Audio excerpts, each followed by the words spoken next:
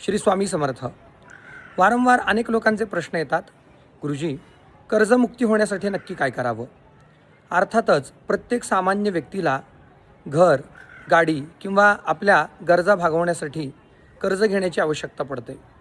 परंतु वाढलेलं कर्ज, मनावर आलेला तणाव याच्यामुळे घरामधील वातावरण थोडंसं विस्कळीत होतं आणि माणूस विविध प्रकारच्या नकारात्मक विचारांच्या आहारी जातो. त्याच्यामुळे संसारामध्ये किंवा कामामध्ये लक्ष लागत नाही आणि माणसाच्या मनामध्ये वारंवार वाईट विचार येतात. तर कर्जमुक्ती होण्यासाठी एक अत्यंत विशेष आणि प्रभावी उपाय सांगणार आहे. तो जर आपण भक्तीने श्रद्धेने केला तर नक्कीच कर्जमुक्ती होण्यास मदत होईल. देवी भगवतीच्या आशीर्वादाने मार्ग मिळतील. तर मंगलचंडिका नावाचं एक स्तोत्र आहे, जे मंगळ ग्रहाने देवी भगवती म्हणजे दुर्गा देवीच्या चरणावरती समर्पित केलेलं आहे किंवा त्याची रचना केलेली आहे. मंगळ ग्रह अर्थातच हा कर्जाचा कारक आहे आणि तो भूमिपुत्र असल्यामुळे कर्ज याच्यावर पूर्ण त्याचा अंमल आहे.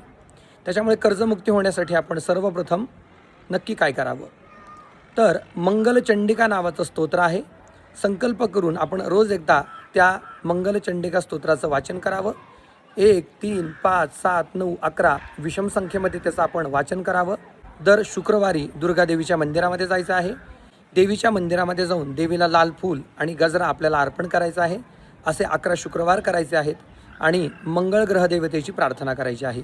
नक्कीच कर्जमुक्ती होण्यास मदत होईल. नवीन मार्ग आपल्याला मिळतील आणि मनाला शांतता प्राप्त होईल. श्री स्वामी समर्थ.